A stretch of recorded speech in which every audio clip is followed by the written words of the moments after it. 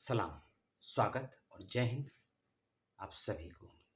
कुछ नोटिफिकेशन आए हैं जेएनयू की तरफ से, जवाहरलाल नेहरू यूनिवर्सिटी की तरफ से। 10 जनवरी का ये नोटिफिकेशन है और इन नोटिफिकेशन का संबंध उन सभी ऐसे विद्यार्थियों शोधार्थियों से है जिन्होंने पीएचडी के लिए आवेदन किया था 22 और 23 के सत्र के लिए और जिन्होंने प्रवेश परीक्षा पास कर ली है, या फिर ऐसे विद्यार्थी जो आवेदन किए थे एग्जाम्प्टेड कैटेगरी में। क्योंकि 2-3 दिन पहले जेएनयू का रिजल्ट आया है एंट्रेंस का, आप सैकड़ों बच्चे क्वालिफाई भी होंगे, सभी को बहुत बहुत शुभकामनाएं। और अब आपसे मैं डिस्कस करने वाला हूं कि अब आपको क्या करना है, कैसे करना है और कब तक कर लेना है। यदि आप किसी भी काम को नहीं करते हैं जो मैं आपको बताने वाला हूं अगले 10 मिनट में, तो हो सकता है आप इंटरव्यू में सिलेक्ट होने के बावजूद इंटरव्यू ना दे पाए, या हो सकता है इंटरव्यू से डिस्क्वालीफाई कर दिया जाए।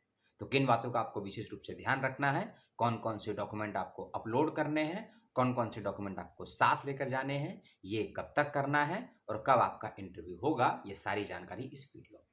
प्रैक्टिकली मैं आपको नहीं समझा पाऊंगा क्योंकि ज़्यादा सिस्टम नहीं है मेरे पास, स्क्रीन रिकॉर्डर की सुविधा नहीं है, 5-6 कैमरे नहीं, तो मैं जो बोलूँगा उसको ध्यान से सुनिएगा और समझिएगा किस स्टेप को कैसे आपको फॉलो करना है।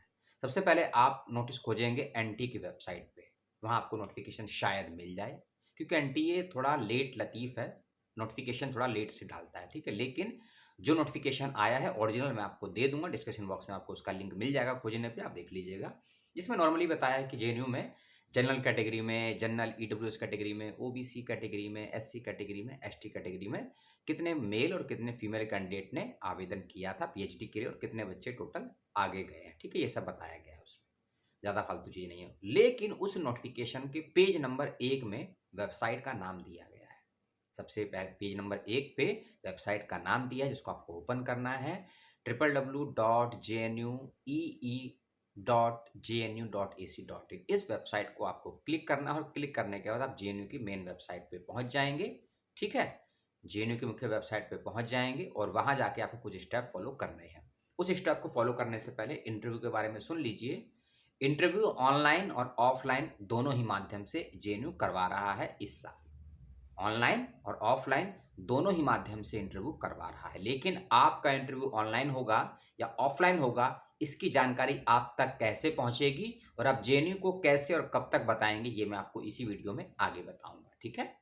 अगर कोई बातें मुझसे छूट जाएं तो कमेंट करके जरूर बताइएगा ताकि मैं उसको कवर कर सकूं अगले वीडियो में। जब आप जेएनयू की मेन वेबसाइट पे पहुंचेंगे, मेन वेबसाइट पे खोलने के बाद में कुछ नहीं करना है, ध्यान से पहले वेबसाइट को देखना है और वेबसाइट पे ओपन करने के बाद लेफ्ट साइड राइट साइड में आपको देखना है इंपॉर्टेंट लिंक्स वाला ऑप्शन बना होगा, इंपॉर्टेंट लिंक्स, उसके नीचे कुछ अलग अलग लिंक बने होंगे ब्लू कलर में, डार्क ब्लू में। वहां 2 लिंक मिलेंगे, स्टार्टिंग के 2 लिंक, उन दोनों का यूज करना है आपको। पहला लिंक उन बच्चों के लिए है जिन्होंने जेएनयू की प्रवेश परीक्षा को पास किया था और दूसरा लिंक उन बच्चों के लिए है जिन्होंने प्रवेश परीक्षा के बिना यानी कि एग्जाम्प्टेड कैटेगरी के आधार पर पीएचडी के लिए आवेदन किया था, ठीक है। तो आपकी जो भी कैटेगरी होगी उस लिंक को ओपन करिएगा। लिंक बोला है, कुछ और मत समझ लीजिएगा, ठीक है। LINK के लिंक को ओपन करेंगे और दोनों ही लिंक को ओपन करने पे 2 चीजें कॉमन आपसे पूछी जाएंगी, आपका एप्लीकेशन नंबर और आपका डेट ऑफ बर्थ। आपका एप्लीकेशन नंबर और डेट ऑफ बर्थ वहाँ फिलअप कीजिएगा, टाइप कीजिएगा, एंटर कीजिएगा, नीचे एक कैप्चा होगा उसको फिलअप करिएगा और जैसे ही इस कैप्चा को फिलअप करेंगे आपके सामने एक और नई विंडो खुल जाएगी, एक और नई विंडो खुल जाएगी जहां आपको नाम मिलेगा अपना, यानी कि जिस बच्चे ने आवेदन किया है उसका नाम होगा, एप्लीकेशन नंबर होगा और पीएचडी प्रोग्राम दिया होगा और आप और नीचे एक और सब्जेक्ट लिखा होगा कि आपने किस विषय से आवेदन किया। आपका हिंदी है, हिस्ट्री है, एंशिएंट हिस्ट्री है, मॉडर्न हिस्ट्री है, पॉलिटिकल साइंस है, आईआर है, पॉपुलेशन, जो भी होगा आपको मिल जाएगा और उसके सामने 4 अलग अलग ऑप्शन लिखे होंगे, ठीक है।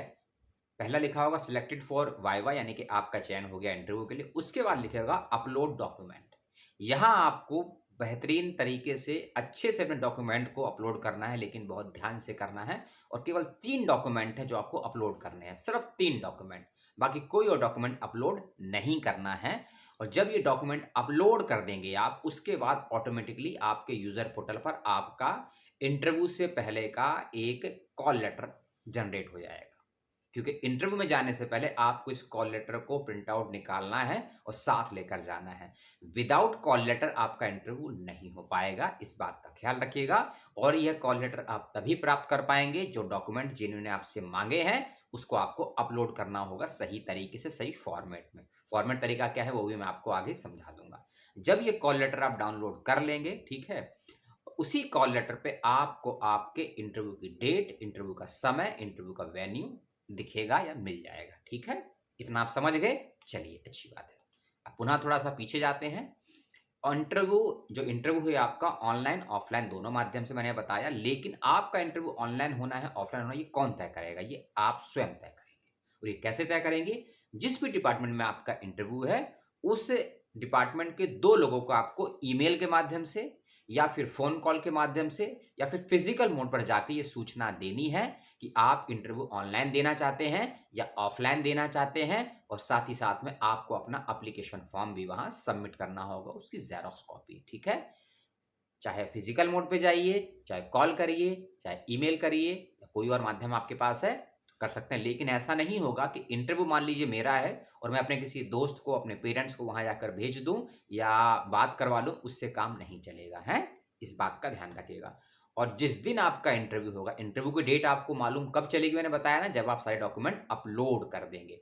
अपलोड करने के बाद कॉल लेटर जनरेट होगा और वहीं आपकी इंटरव्यू की डेट, टाइम, वेन्यू भी लिखा होगा। वैसे जैसे लॉगिन करेंगे ना आप, वहां भी आपको मिल जाएगा, लेकिन थोड़ा सा खोजना पड़ेगा आपको। ठीक है,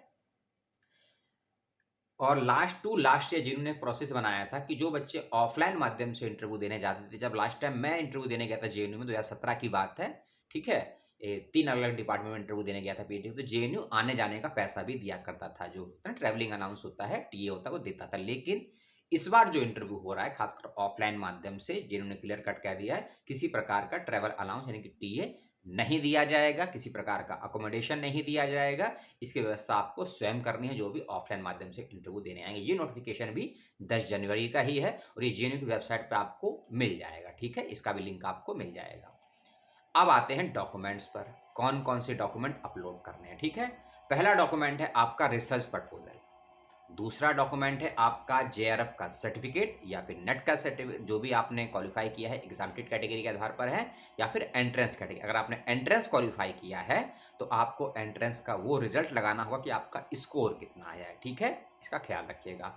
अगर आप एंट्रेंस के बेस पर अलग से वीडियो चाहते हैं, क्योंकि ये प्रॉपरली वीडियो जेआरएफ कैंडिडेट के लिए खास कर है, क्योंकि उन्हीं का आईडी पासवर्ड आया था मेरे पास किसी एंट्रेंस वाले का आईडी पासवर्ड, लेकिन दोनों ही बातें दोनों जगह कॉमन है, कुछ चेंजेस नहीं है। ठीक है, पहला डॉक्यूमेंट रिसर्च प्रपोजल, दूसरा आपके एंट्रेंस का रिजल्ट, और अगर एंट्रेंस नहीं दिया एग्जामिनेटेड कैटेगरी में है उसका प्रूफ, और तीसरा महत्वपूर्ण डॉक्यूमेंट आपकी मार्कशीट। अब इसको थोड़ा कंफ्यूज ना हो, ध्यान से समझिए। 3 डॉक्यूमेंट मांगे हैं, तीनों के आपको अलग अलग पीडीएफ बनाकर अपलोड करने हैं। एक ही फाइल नहीं बनानी है तीनों की। रिसर्च प्रपोजल की एक अलग फाइल बनेगी पीडीएफ में, आपका जो भी जेआरएफ है या नेट है, सेट है, जिस आधार पर आपको एग्जामिनेट किया गया, वैसे तो जेआरएफ पे एग्जामिनेट था तो जेआरएफ का अवार्ड का बोलते हैं, अवार्ड लेटर बोलते हैं ना, प्रमाण पत्र, उसका डॉक्यूमेंट दूसरा पीडीएफ, और तीसरा आपकी मार्कशीट। और मार्कशीट आपको वही लगानी है जो आपने लास्ट डिग्री पास की है। किसी का हो सकता है पीजी पास किया हो, किसी ने हो सकता है एमफिल पास किया हो सकता है किसी का पीजी अभी चल रहा हो। तो अगर किसी का पीजी अभी चल रहा है, पास नहीं हुआ है, तो आपको अपने पीजी के 3rd सेमेस्टर की मार्कशीट लगानी होगी, जिसमें रिजल्ट आपका कंप्लीट होना चाहिए। इस बात का ख्याल रखिएगा।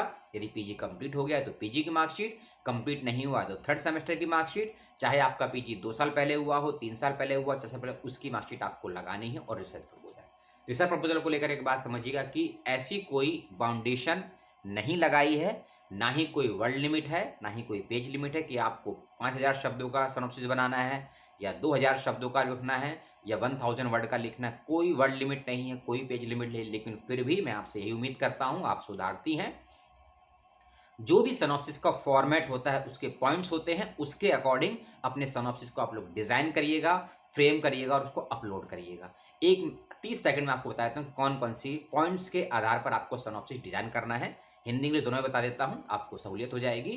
पहला पॉइंट लिखना है, सबसे पहला अपना फ्रंट पेज बनाएंगे आप लोग। ठीक है, फ्रंट पेज किसी को बनाना नहीं आता है, ईमेल करिएगा, फोन नंबर बताइएगा, मैं आपको फोन से समझा दूंगा क्या क्या बातें लिखनी जाती है। सेकंड पेज पर आते हैं, जहां आपको सबसे पहले अपना टॉपिक लिखना है, उसके बाद लिखना है अपना इंट्रोडक्शन, टॉपिक यानी कि विषय, जिस विषय पे काम करना चाहते हैं। फिर सिनॉप्सिस का पहला पॉइंट होता है इंट्रोडक्शन, जिसको बोलते हैं प्रस्तावना। सेकंड पॉइंट में लिखिएगा अपनी हाइपोथेसिस यानी कि कल्पना। फिर लिखिएगा आपकी रिसर्च मेथोलॉजी यानी कि आपकी शोध की परिविधि क्या रहेगी। फिर लिखिएगा आपके रिसर्च के प्रश्न क्या है यानी कि रिसर्च ऑफ द क्वेश्चंस क्या है। फिर लिखिएगा अपने रिसर्च का ऑब्जेक्टिव क्या है यानी कि आपके रिसर्च जो कर रहे हैं उसका उद्देश्य क्या है। फिर अपना लिखिएगा relevance, review of the literature, review of the literature इसको बोलते हैं साहित्यिक पुनर्समीक्षा। उसके बाद लिखिएगा आप जिस विषय पर काम करना चाहते हैं क्या इसका रेलेवेंस है, आप काम क्यों करना चाहते हैं, क्या इसकी प्रासंगिकता है। उसके बाद लिखिएगा अपना चैप्टरेशन, संभावित अध्यायकरण। उसके बाद लिखिएगा बिब्लियोग्राफी यानी कि संदर्भ सूची। और फिर अपना कंक्लूजन, उपसंहार, और फिर अपना फिनिश कर दीजिएगा। इन सब पॉइंट्स के आधार पर अपना सिनॉप्सिस चाहे आप 5 पेज में लिखिए, 10 पेज में लिखिए, 25 पेज में लिखिए, ये आपको तय करना है। उतना ही लिखिए जितना आपके यहाँ बैठ जाए, और उतना ही लिखिए जितनी बातों को आप इंटरव्यू में प्रेजेंट कर पाए। 15 पेज लिख दिए और अगर आप 50 सेकंड भी बात नहीं कर पाए तो लिखने का फायदा नहीं है। ठीक है, किसी भी बड़े विश्वविद्यालय में आप जाइए, चाहे छोटा विश्वविद्यालय हो, बड़ा हो, किसी भी देश में हो, जो लिखा है उससे बेहतर है कि चीजों को यहाँ बैठाइए। बेशक आप 2 पेज का बनाकर लेकर जाइए, अगर आपके सभी कॉन्सेप्ट क्लियर हैं, सभी सवालों के जवाब आपने एक्यूरेट दी हैं, तो आपकी संभावनाएं बढ़ जाती हैं सिलेक्ट होने की। ठीक है, तो ये सिनॉप्सिस के विषय में था। और आपको ये 3 डॉक्यूमेंट मैं फिर से बता देता हूँ। मार्कशीट, जेआरएफ का सर्टिफिकेट, यदि जेआरएफ के आधार पर नहीं एंट्रेंस के आधार पर चयन हुआ है तो एंट्रेंस का रिजल्ट, और आपका सिनॉप्सिस। ठीक है, और लास्ट मार्कशीट लगाइएगा।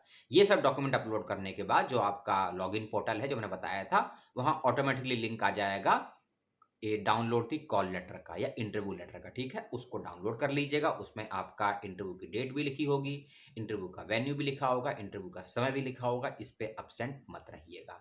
जो बातें मैंने आपको बताई, एक और बात कि आपको अगर ये लग रहा होगा कि मैं जेएनयू की वेबसाइट को खोलूं, वहां पर मैं डिपार्टमेंट को सर्च करूं, अपना रिजल्ट देख लूं, ऐसा प्रोसेस नहीं होता है जेएनयू और बीएचयू में। आपको जो लॉगिन आईडी पासवर्ड दिया है उसको लॉगिन करिए। पर्टिकुलरली आप केवल अपना ही रिजल्ट देख सकते हैं, किसी और का रिजल्ट नहीं देख सकते, किसी और के इंटरव्यू डेट नहीं देख सकते। इसलिए अगर कोई कमेंट करके मत पूछेगा कि सर हिंदी का इंटरव्यू कब है, पॉलिटिकल का इंटरव्यू कब है, हिस्ट्री का इंटरव्यू कब है। सभी डिपार्टमेंट के इंटरव्यू अलग अलग डेट्स पे डिजाइन होते हैं, जैसे ड्यू का या हैदराबाद का किसी अन्य विश्वविद्यालय को होते हैं। और आप केवल अपना ही रिजल्ट को देख सकते हैं। जिन 7-8 बच्चों के मेरे पे आईडी पासवर्ड आए हैं उनके इंटरव्यू की डेट को मैं डिस्क्लोज नहीं कर सकता हूं सिक्योरिटी रीजन से। लेकिन आप लोग कमेंट करके जरूर बताइएगा, कोई समस्या हो आपको, कोई डाउट हो आपको, और आपका इंटरव्यू किस डिपार्टमेंट में है, और आपका चयन एंट्रेंस के आधार पर हुआ है या एग्जामटेड के आधार पर हुआ है। और अगर मुझसे कुछ हेल्प चाहते हैं, किसी प्रकार की लगता है कि मैं आपकी कुछ हेल्प कर सकता हूं, मदद कर सकता हूं, तो उसके लिए मैं आपका आभारी रहूंगा। आपने अपना समय दिया और मैंने आपका समय लिया, तो मुझे माफ कीजिएगा आपका समय लिया, और आपका बहुत बहुत धन्यवाद कि आपने समय दिया। किसी और दिन, किसी और समय, किसी और विषय के साथ पुनः मिलता हूं आपसे।